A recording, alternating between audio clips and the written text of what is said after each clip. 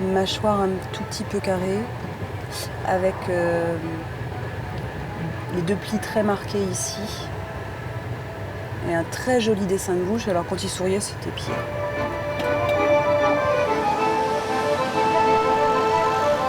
On l'a regardé 1 fois, 2 fois, 3 fois, après c'est peut-être un peu trop, alors comment y aller? Alors quoi lui dire? Et puis ça pédale dans le vide. Et plus ça pédale dans le vide, et plus on va pas y aller, et plus on va pas y aller, plus on se dit qu'on devrait y aller. C'est marrant parce qu'on pourrait très bien vivre effectivement une rencontre dans le métro et puis se dire c'était une belle rencontre et tout. Et puis à partir du moment où on décide de faire quelque chose, tout d'un coup ça prend une dimension pas possible.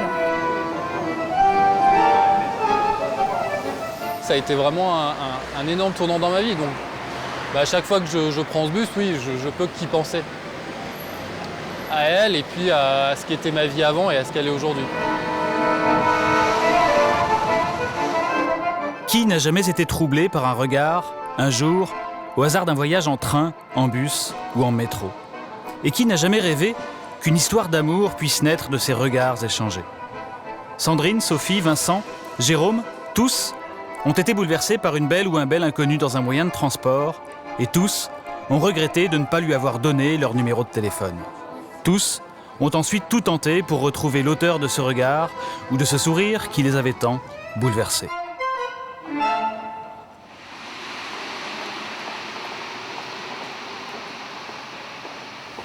Ça a commencé là, un soir, un jeudi soir, vers 9h. Et j'attendais le métro, et puis à un moment, je vois un jeune homme passer. Nous croisons du regard, et on s'est remarqués tous les deux. Et alors, qu'est-ce qui vous a attiré chez lui au premier regard? Alors, je serais bien incapable de le dire, de savoir quoi, franchement. Non, c'est quelque chose comme ça, mais c'est complètement impalpable, quoi. On peut pas savoir ce qui plaît.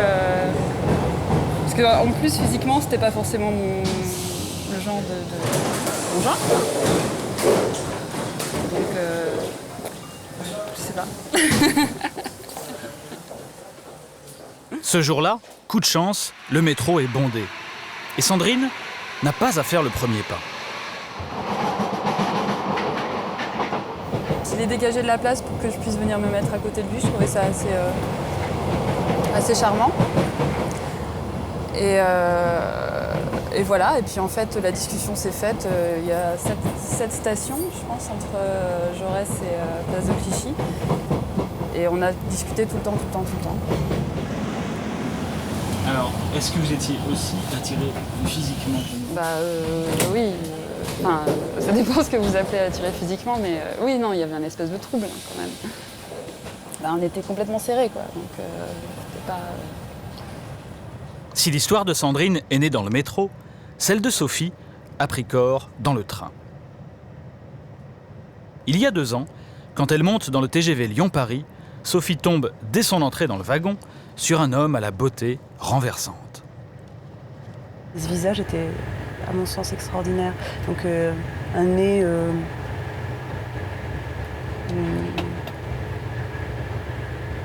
Il y avait une grande simplicité dans son visage, je ne sais pas comment dire.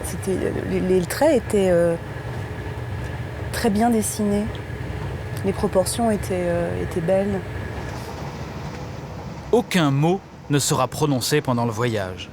Mais il y aura bel et bien des échanges. 2 heures d'échanges de regards. Des regards, des sourires et des stratégies élaborées pour se voir dans les reflets des vitres du train. Il y avait un jeu de je te cherche, tu me cherches, je te regarde, non, je te regarde pas, je te re-regarde, tu m'as pas vu, mais alors voilà, c'était ça. Ça vous troublait quand il vous regardait? Ouais. Carrément ou Ouais. Ouais. Parce qu'il était insistant ou Ouais, il était insistant. Mais moi aussi.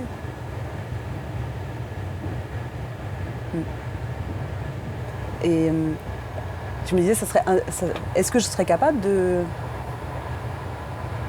d'aller le voir pour lui donner mes coordonnées? Est-ce que je pourrais le faire? Et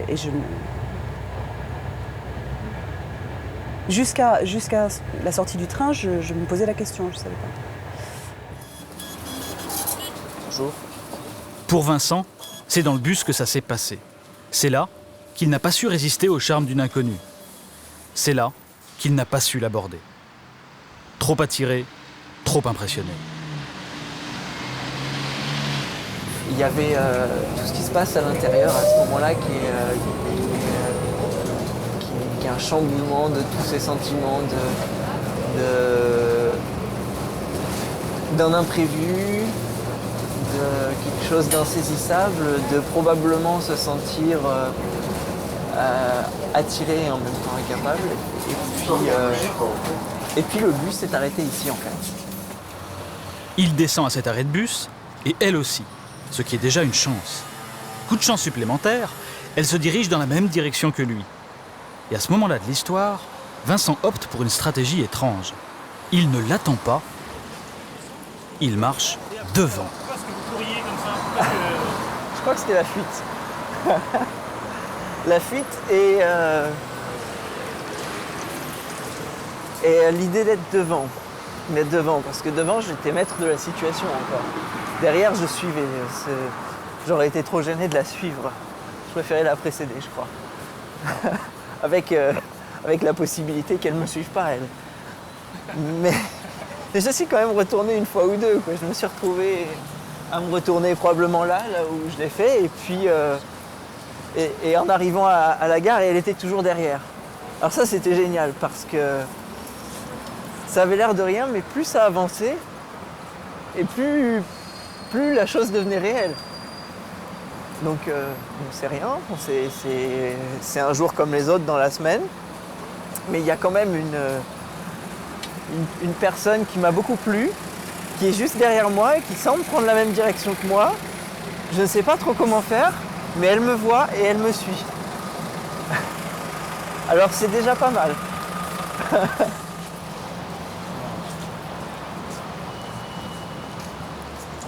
Jérôme, lui aussi, a été bouleversé par sa voisine de bus. Mais pas pendant 10 minutes ou 1 heure. Lui, ça a duré pendant 2 mois. Tous les matins et tous les soirs, dans son bus 31, elle est là. Elle est là, face à lui, à quelques mètres seulement de lui. J'étais avec mon livre, mais j'ai pas lu un seul chapitre pendant 2 mois, parce que j'étais toujours sur la même page constamment. Et je crois que j'avais très peur de sa réaction. Si jamais je faisais quelque chose, j'allais vers elle. Est-ce que vous aviez peur de franchir le pas et C'est assez bizarre dans ce genre de confronter situation. à la réalité? Ouais, en fait, c'est assez bizarre dans ce genre de situation parce qu'on a très envie d'aller vers l'autre, parce qu'on a très vite envie d'en savoir plus et puis de se dire c'est peut-être elle, on va peut-être vivre une belle histoire avec elle. Et puis d'un autre côté, le côté savoir est-ce qu'elle va être là aujourd'hui, est-ce que je vais la voir, qu'est-ce qui va se passer. On se dit on n'a pas non plus envie d'arrêter ce genre de choses. Donc on est vraiment dans cette ambiguïté constamment.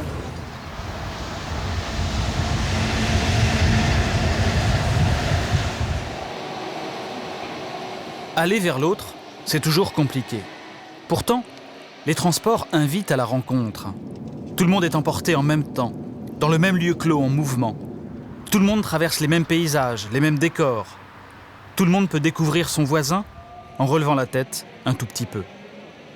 Et pour tous les amoureux transis en transit, aller à la rencontre de l'autre est d'autant plus difficile que le moment inéluctable de la séparation approche.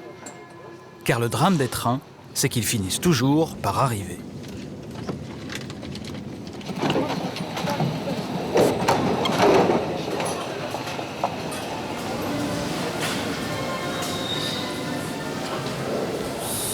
Et bien donc nous étions ici et moi je lui ai dit il faut que je regarde où je vais parce que je sais pas où je vais. Je suis sortie du train. J'ai fait semblant de chercher quelque chose dans mon sac pour le laisser passer. Et puis on s'est dit au revoir et puis il est monté et puis il a disparu. Je me suis dit c'est le moment de courir ma cocotte.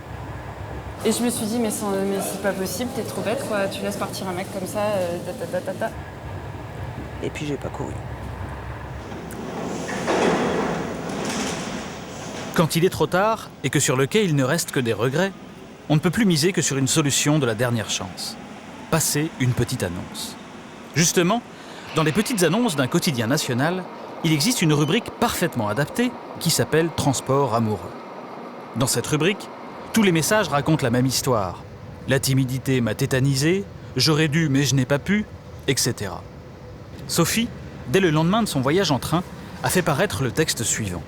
TGV Lyon-Paris, 1er juillet 11h-13h, vous foulard rouge, moi étole bleue, sourires, regards et reflets. J'aurais dû vous parler, pour me rattraper, 06 24 57, etc. Je trouve que c'est pas très anodin de faire ça, quand même. Je trouve que ça demande pas mal d'efforts pour passer enfin, faire cet acte-là, quoi. Donc oui, c'était quand même c'était un geste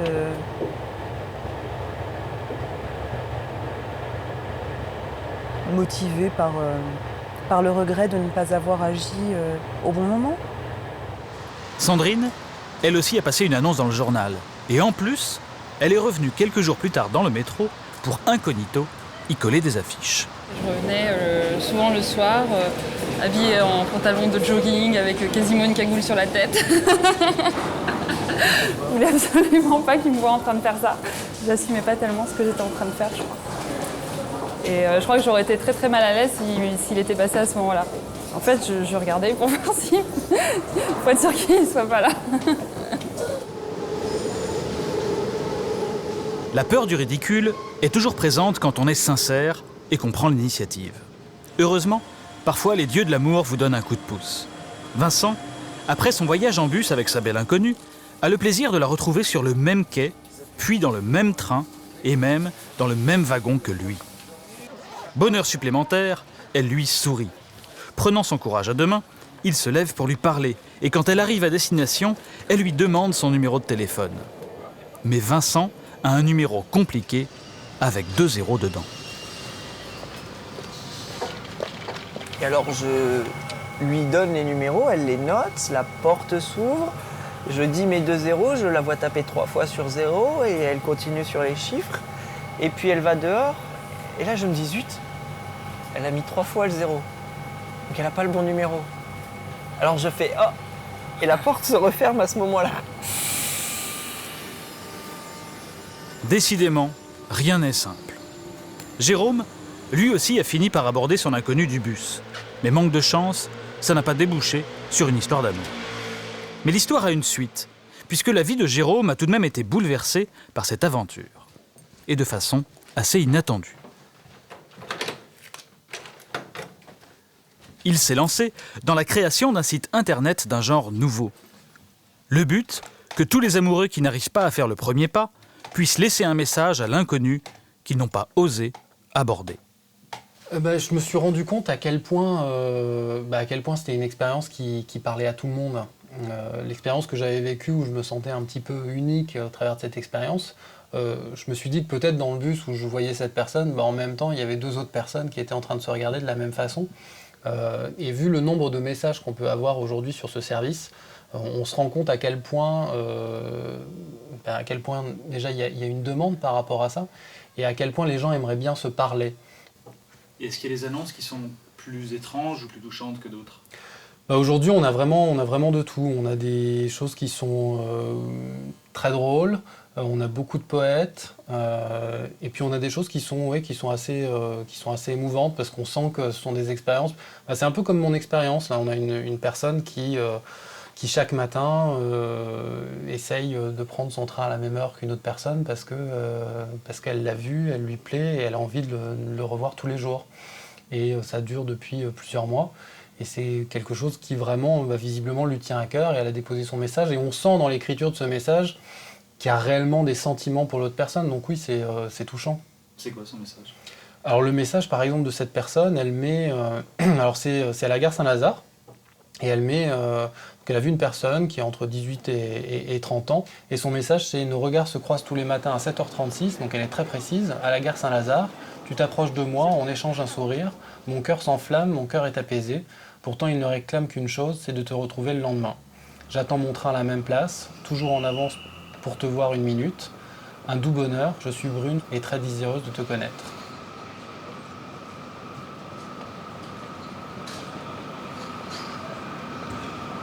J'ai mon cœur qui s'emballe. Cette fameuse amoureuse de la gare Saint-Lazare, c'est elle.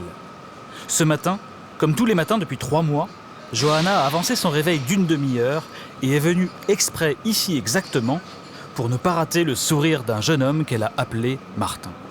Son bonheur est là, dans l'attente de ce sourire quotidien qui parfois vient et parfois ne vient pas. Je crois qu'il n'est pas là. Illusion ou réalité, Johanna en tout cas y croit. Sûr.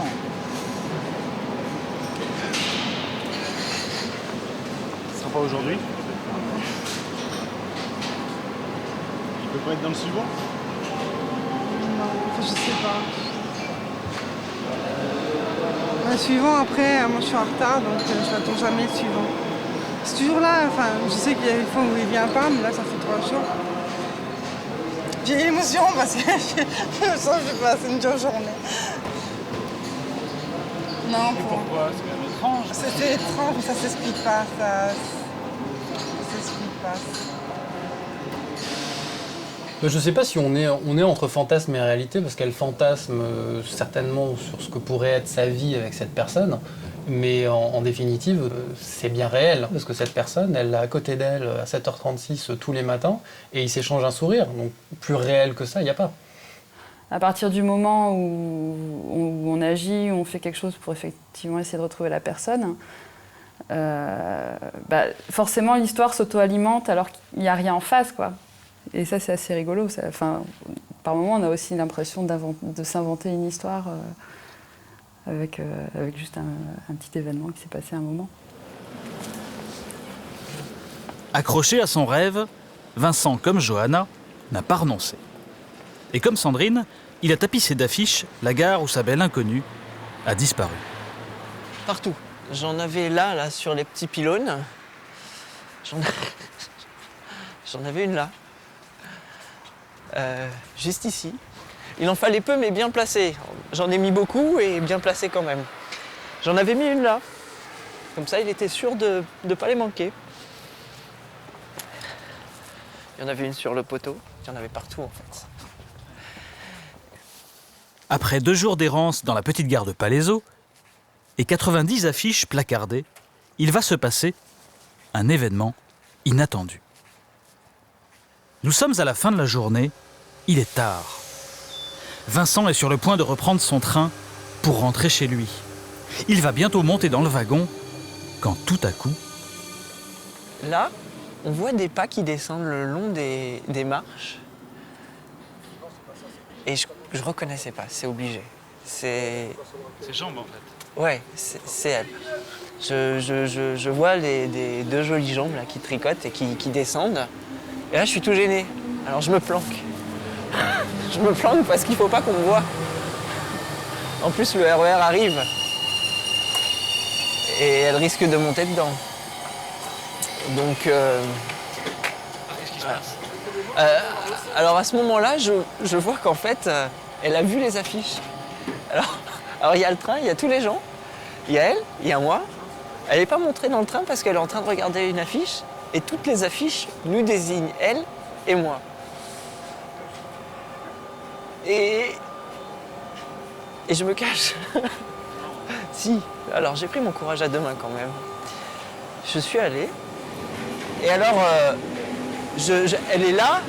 Et je fais mon tour, je profite du bruit que fait le métro pour passer derrière elle, m'approcher et dire bonjour. Doucement. Et j'ai eu un grand sourire en face. Elle m'a fait « Ah !» Oh ben zut. Et elle me fait « T'étais là toute la journée ?» Je fais « Oui, et j'étais aussi là toute la journée d'hier. » Je fais « Je t'ai pas vu, c'est dommage. » Elle me fait « J'étais à l'entrée de ta fac toute la journée d'hier en train de t'attendre. » Et donc je lui fais « Qu'est-ce que tu fais ?» Je vais à Paris. Je t'accompagne.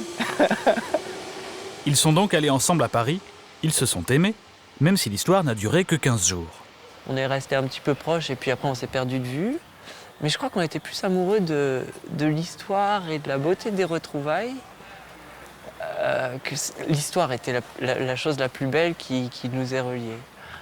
Et je crois que c'était surtout ça qui nous a plu énormément. Il y a quelque chose de très romantique là-dedans. Et ça fait plaisir de le vivre dans la réalité.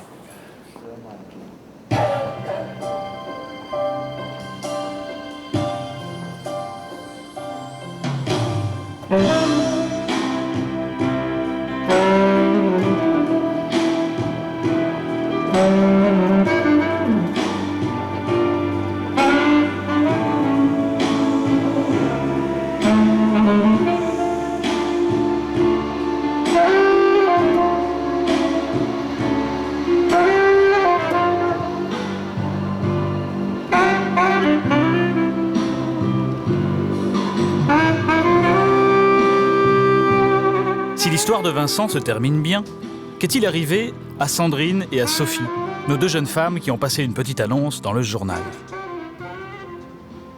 Alors, est-ce que vous avez eu des appels? Oui. J'ai eu des appels extrêmement embêtants. J'ai regretté d'avoir donné mon numéro de téléphone. C'était rigolo parce qu'il y en avait qui se faisaient passer pour la personne. Et puis il y en a d'autres qui n'essayaient même pas de se faire passer pour la personne. Non, je trouve que j'ai eu une belle brochette de fêlés. Il y a un gars, à un moment j'ai cru que c'était lui. Et en fait, dès que j'ai commencé à poser des questions, j'ai vu que c'était pas lui. Donc voilà. Alors est-ce qu'il a appelé finalement? Non. Non. Non, il n'a pas appelé. 3%, c'est à peu près la probabilité qu'avaient Sophie et Sandrine de retrouver leur belle inconnue. Mais l'amour n'est pas affaire de pourcentage. Reste une question. Est-ce qu'une réelle histoire d'amour peut naître d'une rencontre aussi furtive et imprévue? Ou est-ce que le bonheur n'est pas surtout de vivre une histoire d'amour aussi improbable? Je pense que la démarche est excessivement romantique. Ouais. Ah ouais, je pense, ouais. Et puis quand je vivais le truc, je trouvais ça excessivement romantique aussi. Mais pour moi, c'est beaucoup plus animal que ça. Hein. C'est pas... L'annonce n'est pas animale, mais ce qui s'est passé dans ce wagon, c'était de l'attirance déliée d'un contexte intellectuel. Il n'y avait rien de... C'était joli la manière de faire, la manière de bouger, la manière de se montrer et d'être vu, mais c'est assez brut tout ça, quoi. Hein. On parle quand même que de... Enfin, pour moi, ça reste quand même quelque chose d'assez physique. C'est une rencontre physique distante. Enfin, moi, je suis contente de pouvoir croire à ce genre de truc, ouais. Ça montre qu'on a, enfin, je sais pas, qu'on croit un peu en la vie, qu'on croit un peu, et puis qu'on arrive à s'enflammer pour des choses. Est-ce que ça peut vraiment commencer comme ça? Ouais, je pense que ça peut commencer comme ça, mais enfin après, la relation amoureuse, elle s'inscrit dans la durée. C'est une construction. Donc un échange de regards qui fait une sorte de feu de Bengale de départ. Il est probable que plus ce regard est attractif et plus le désir arrivera après d'eux, peut-être aller plus loin avec cette personne. Et alors après, est-ce que ça va donner naissance à une relation amoureuse?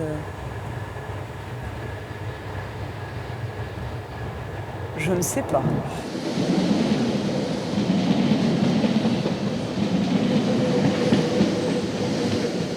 Cette belle histoire, elle a eu lieu il y a combien de temps? C'était il y a 7 ans. 7 ans maintenant, oui. C'était en 1999. Et j'étais en deuxième année d'université. Donc j'avais 21 ans et maintenant j'en ai 28. Et ça m'a toujours suivi. Je crois que ça va me suivre tout le temps. C'est très agréable. Bonsoir.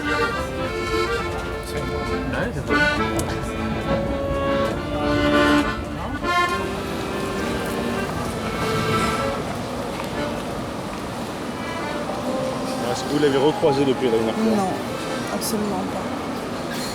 Malheureusement. C'est fréquent ça? De quoi? Qu'il soit absent aussi longtemps? Non. J'ai jamais pensé à un homme comme ça. Jamais. Première fois, ça m'arrive. Pourquoi? C'est-à-dire? C'est-à-dire? J'ai l'impression d'être amoureuse, carrément, d'un inconnu.